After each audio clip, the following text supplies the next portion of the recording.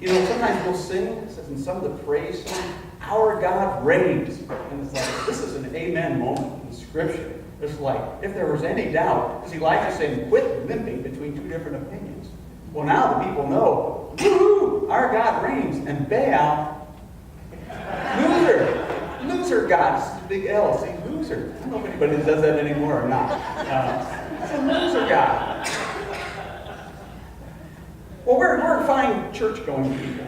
And, you know, few church-going people would deny the existence of God, the God of the Bible. Yet, the temptation for us, and I think it is ever present, the temptation for us is to hedge our bets. You know, yes, we believe in God, but we got a little God action going on the side. And, you know, maybe you haven't succumbed to this, but it is very easily happens. It's always a temptation for us. You know, we sing this song. This is a fine one of my favorite hymns. Trust and obey, for there's no other way to be happy in Jesus but to trust and obey. So, you know, we know that hymn and we sing that hymn and we love that hymn, but I think it's good for us to acknowledge that we got to be watching over ourselves, because it's easy to have a little idolatry action going on the side.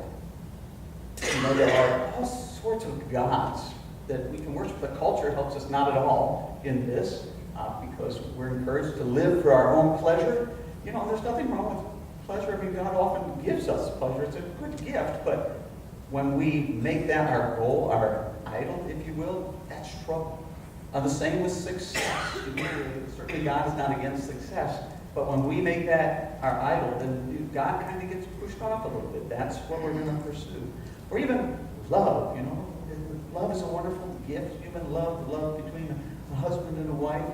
But it can be easy for single people to make that an idol, something that, you know, well, yeah, I love Jesus, but I'm also about pursuing this.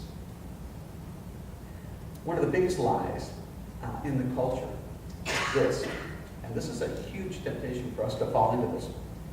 Happiness is rooted in what we have. Yeah, it's not true, it's a lie, but it's out there big time. Happiness is rooted in what we have. There is this terrible disease that afflicts Americans and in some other places else in the world too. You're familiar with influenza, the flu? Yeah, well, this is called affluenza. Affluenza comes from the word affluence. Here's a couple of definitions. Affluenza, a painful, contagious, socially transmitted condition of overload, debt, anxiety, and waste, resulting from the dogged pursuit of more. I like the next one even better. The bloated, sluggish, and unfulfilled feeling that results from efforts to keep up with the Joneses. You know, my neighbor's got it, I want it. Or, sure, I have this now, but I want more. More. Affluenza. Influenza, you get people pass germs, you shake somebody's hand if they've got the flu, you might end up with the flu, or you touch something they touch. Affluenza can come from your neighbors, trying to keep up with them. It can also just come from advertising, you know, watching advertising on TV. Ah, yes, I am happy with Jesus, but I think I'd be even happier if I had a new car. This is the way that it kind of works, you know, with a little bit of hedging on the side. I have a God, but... so I'm going to come clean. The car of my dreams. I think I've talked about this here before. Does anybody remember Pastor Jeff's favorite car? Oh, well, then I haven't preached on it enough. The Mazda MX-5 Miata. 2-seater roadster. Yeah, I have loved this car since 1989 when they started making them for the 1990 model year. This car is still in production. They update the body on it, but boy, and I've driven a couple of them over the years. I haven't owned one, but boy, I'm tempted. Even though it's a 2-seat roadster and I live in a 5-person family, I want this car. You know, sometimes I will pretend that I own this car, and I will get on my knees up on the seat of my 1999 Nissan Altima, And I will open the sunroof so I can poke my head out and put all the windows down, and it is just like driving a convertible. Except I can't go faster than 5 miles an hour because I can't reach the pedals. Yeah, I want this car. And I think, boy, wouldn't I be happier? I just can imagine myself in this car. Can you imagine me sitting in this car? What would that look like? The joy of Photoshop. Don't I look happier up there? Yes. I would be happier if, but this is how we think when we find ourselves starting to catch half the winds. We think, well, I would be happier if I had this car. Well, let's say that I actually buy the car. I buy the car and I enjoy the car. It's like, boy, this is a nice car. But I'm just not quite as happy as I thought I would be. It's like the gods of materialism and consumerism have not brought the fire of pleasure down on me. So I might think, well, I must need something else. Awesome. So I bet I would really be happy if I had the super ultra high definition 4K HDR television. That's the thing. That's the thing that would really make me happy. Or so maybe I get the TV and I'm thinking, yeah, I like the TV, but I'm still not as happy as I thought I would be. So what's the next? The new iPhone is coming out this fall. There's already buzz about it. We don't even know what it's going to be, but I'm thinking, this old thing, this is a 6S. I need to get the new iPhone. And it's just, the list goes on. New furniture for the house, or a new stereo. It's like, well, this thing's only got 2 speakers. You can get it with 5 and 7 speakers now, surround sound. And it's like, man, stop the madness.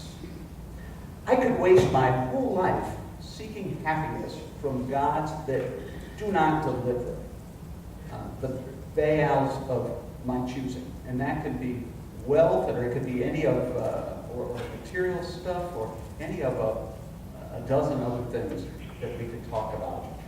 All that, chasing after these gods that are not really gods, and yet I'm ignoring the one God who I could be satisfied with.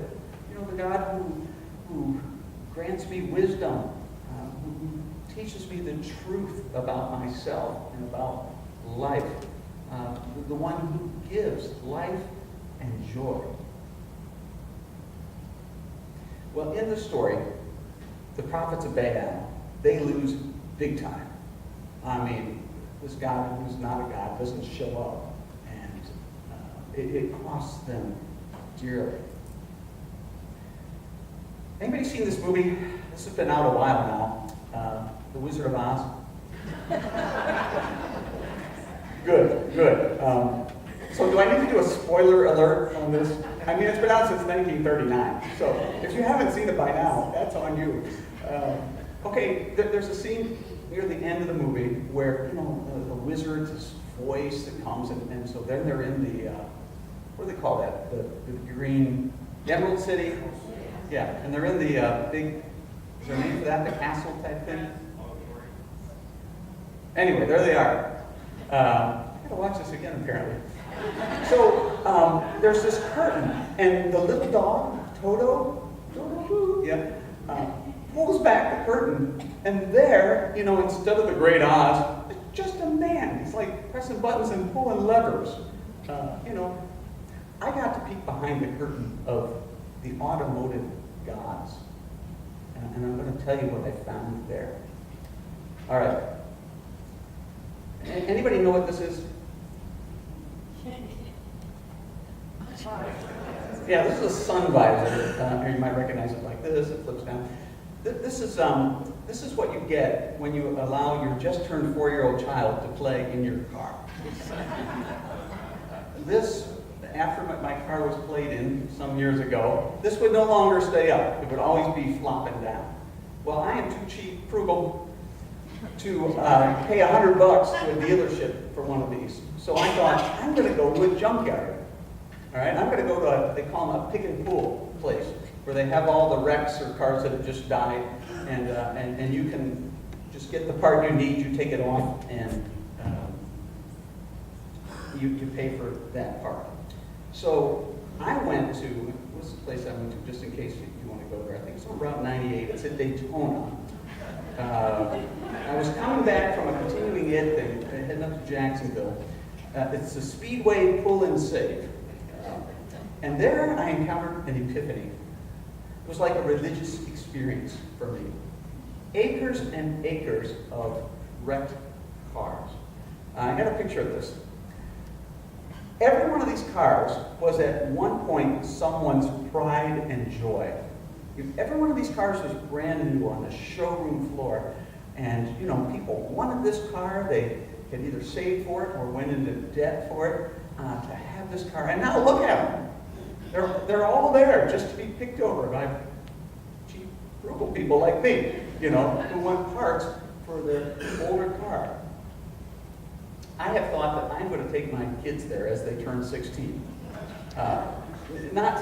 Although it is sobering because some of them have been wrecked, so maybe I don't know if they help them be better drivers or not.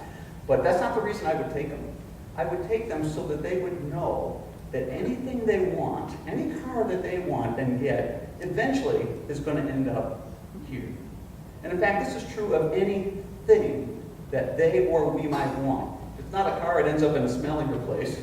We call it a landfill or the dump. That's where they all go. Even this, I took a picture of this Jaguar XJ6. There it is. This is a nice car. Was a nice car. 1992 Jaguar XJ6. It was someone's pride and joy. This car, like every car on there, is heading for the crusher. Because once they're picked over, they get crushed, and then they get molten down. Steel for other cars. They all go the same way. I'm going to say, kids, look at that Jaguar. And then I'm going to say, kids, look at that Mazda MX-5. Yeah, no, look away. Some things are too terrible to copy. They all go to the same place. You know, it's just eye-opening for me to be there. Exodus chapter 20, verse 3 says, this is the word of God coming to the people of Israel, the people of God. You shall have no other gods before me. And that would include the twin gods of consumerism and materialism. And I would say to my kids, happiness is not what you have. You know, it's not having a car where all the parts match. The part I got for the Altima, it came off of a Nissan Maxima, and it's a different color, and it doesn't quite fit. You know, it doesn't matter. It's not where happiness comes from. Happiness doesn't come from what you have. Happiness comes from who has you. You know, the invitation is for all of us. God really wants to have us. And it's an exclusive sort of arrangement that God is looking for. Rather like marriage. You know, when I married Jill, I just insisted that she stop dating other men. No, I didn't have to insist that. We understood what the covenant was, you know, and it's like, well, I'm not going to see other women because now I'm married to you, Jill, and she's married to me. This is an exclusive relationship. Well, this is what God is looking for with each one of us. God is a jealous God. The Bible describes God this way. God does not want to share you with some other God. You know, He wants the totality of your affections. Now, the cool thing is, God is so faithful and even beyond that when we wander, and we wander, God seeks out for us and wants to draw us back. Prone to wander, Lord, I feel it. Prone to leave the God I love. First, one of my favorite hymns, and boy, it's so true. God wants us back, and you know, best of all is if we don't go off the farm, you know, we just stay. Exclusiveness. Jesus puts it this way. Now, he's actually talking about wealth, but you could put in any other day out for this. This is from Matthew chapter 6, verse 24. No one can serve two masters, for a slave will either hate the one and love the other, or be devoted to the one and despise the other. You cannot serve God and wealth. You can't do both. You got to choose. And I think Jesus could say the same thing about any of the other false gods or Baals, that are out there. All the things that we are tempted to pursue at the expense of our relationship with God. Wealth, success, privilege, prestige, even just looking good. We spend a huge amount in our culture. The advertising puts these unrealistic images of what everybody ought to look like. So, we work out ourselves to death, hoping to get, the Charles Atlas. I don't spend my money that way, you can tell. Or Botox, or cosmetic surgery, or cosmetics, Rogaine, the list goes on and on. It's a Baal, to pursue this ideal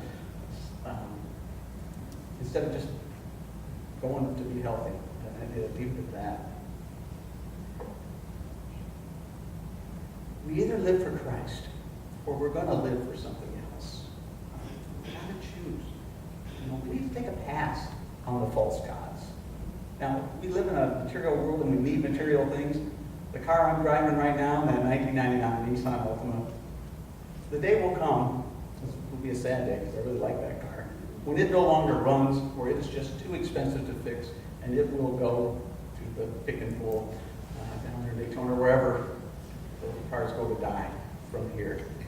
And I will buy another car and I will enjoy it and I'll enjoy picking out something that I like. And Jill lets me, it'll be a two-seater Roadster. I don't know what it'll be. I haven't picked one out yet. And it'll be newer. It's not going to be an 18-year-old car, obviously. But I'm just determined that's not going to be my God. That is not going to be my God. And it's hard to say no. It's hard to say no to ourselves in a culture that's all the time parading stuff out before us. But we pray this prayer. Every Sunday, Pastor Tim led us in this prayer. And one of the lines in there says, "Thy kingdom come." And we're praying to our Father who art in heaven. And we pray, "Thy kingdom come." We're not praying, "My kingdom come." We're praying, "Thy kingdom come." Boy, this can be a hard exchange for us to make. Because, when we're infants, it is and really needs to be all about us. Someone's got to meet our needs when we're an infant, but we're supposed to grow out of that. You see, and one of the challenges of parenting is to teach our kids it's not all about you. I think this is one of the challenges for our Heavenly Father as well, with regard to His children, us. It's not all about you. Remember, it's Thy kingdom come, not my kingdom come. So where are you in this? I'm going to invite you to take inventory this week. Take inventory of your life. There's different ways that we spend our lives. Money, if you look at your credit card statement, that'll tell you, or your checkbook, where is your money going? You might think about where do you invest yourself, the energy of your